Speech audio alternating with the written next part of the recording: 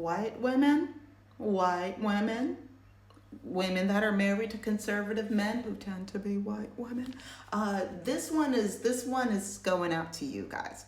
So we're gonna talk about a lot of things, and feel free to share your comments your thoughts in the comment section. But we're gonna start off with this first. Your turn, honey. In the one place in America where women still have a right to choose, you can vote any way you want. And no one will ever know. Did you make the right choice? Sure did, honey. Remember, what happens in the booth stays in the booth. And if The clip that you just saw a little bit of towards the end, we're going to be hopping back to that in a little bit. But hi, for those of you who are new here, my name is Shayna. I'm a journalist. I talk a lot about decentering men and child-free living. If any of that sounds like a vibe, please like, share, and subscribe. We're going to be talking about a lot of heavy things because election season is upon us, is now. And yeah, let's talk. Let's just dive in. No sugar, no chaser. So for those of you who didn't quite catch that, that was an ad from the Harris walz campaign that was talking about how for a lot of women that are in conservative relationships or in conservative parts of the world who might not feel safe to vote for who they would like to vote for, there is privacy. There is a safety in the privacy of who you are going to vote for as it relates to ideally all elections, but there's an asserted effort to maintain of, hey, this election for sure, your privacy is your privacy. Nobody needs to know if you don't want them to know.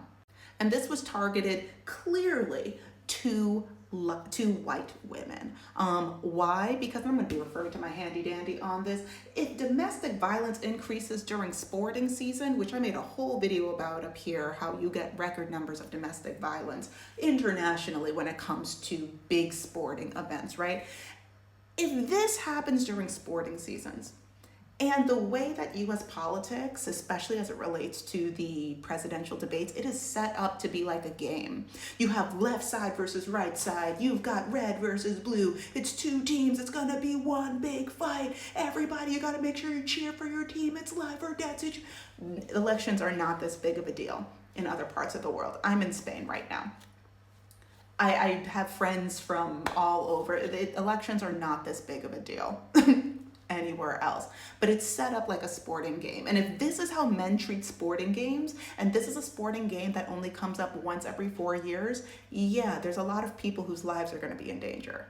And with this in mind, let's roll the next clip. And if I found out Emma was going into the voting booth and pulling the lever for Harris, that's the same thing as having an affair. That to me, oh my God. Let him finish. Go, Judge. That violates the sanctity of our marriage. Preach on, yes. What else is she keeping from me? Exactly. What else has she been lying about? Why would she lie to you? Credits. Have you threatened her? Why would she lie to you? Oh, they want me to tease. Why would she do that and then vote Harris? Why would she say she was voting He's Trump not the problem. and then She's voting afraid of Harris? you. And I caught her, So and then she you said, would- I lied to you for the last 4 years. So you admit you intimidated It's people. over, Emma. That would be Oh, my D-Day. God. And this, Oh yeah, this is important. Just pause to read.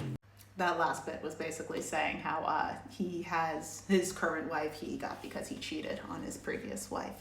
But anyway, so you heard that whole conversation. Basically a further reiteration of why are you intimidating your wife? Why are you scaring your wife? And then all of the ooga boogas at the table are just bypassing that, saying, oh, but she betrayed me. She betrayed, not saying, oh, I wouldn't intimidate her, not saying, oh, I wouldn't threaten her, but oh, she started it because she lied to me. So whatever consequences of those actions come by because I can't control my big feelings, that's on her. So I understand why these kinds of ads are coming out, right? Like the first clip, but it's also important to keep something else in mind. This is from Pew Research, and this talks about the 2016 and 2020 voter demographics. And I would like to point out some very specific demos over here. I'm gonna need 2 hands for this. So right over here, you see how that says white women?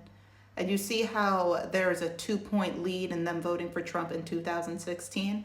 Now, I am not giving any leeway to this. That was bad behavior on behalf of white women. And I can understand, once again, going back to that first video, that there is a possibility of a number of people being scared and intimidated into doing this, right?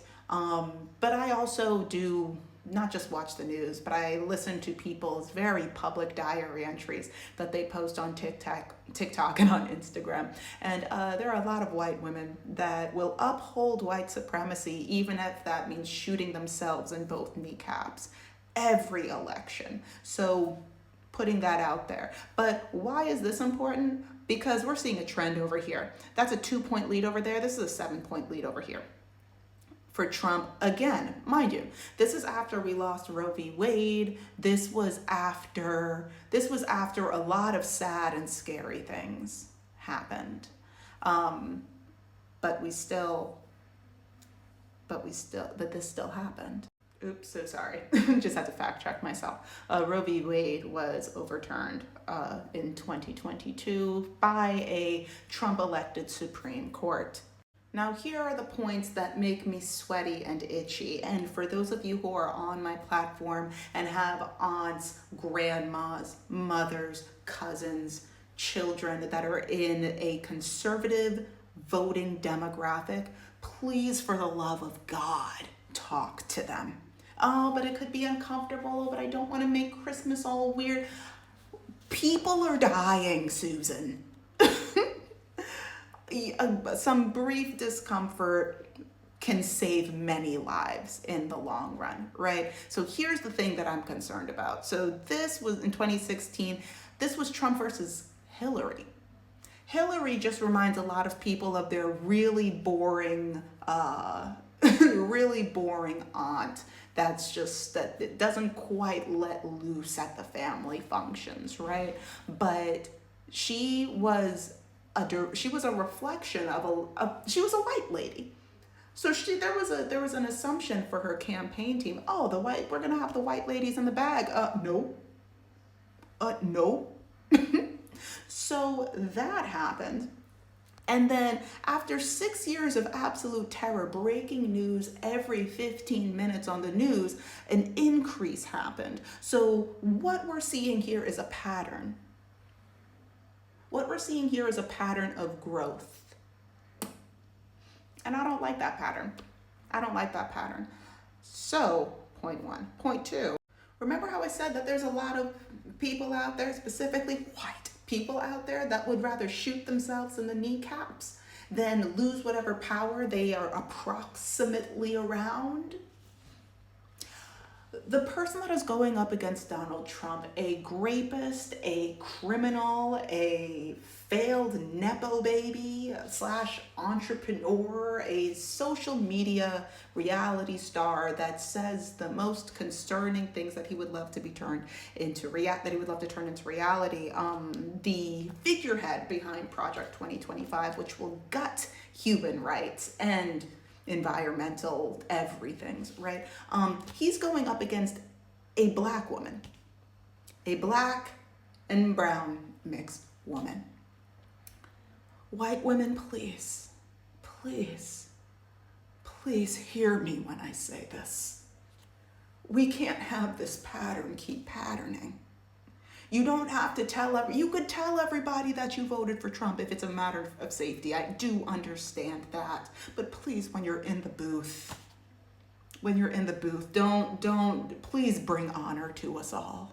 And I've already said in videos before, I have issues with Kamala, right? Like fracking and the continuous involvement with Israel. She's not my 10 out of 10. But once again, it's her or an actual villain. So, and what's even more important, please vote in your local elections, because Project 2025 doesn't just end with the presidential election. Local governments are also a part of this.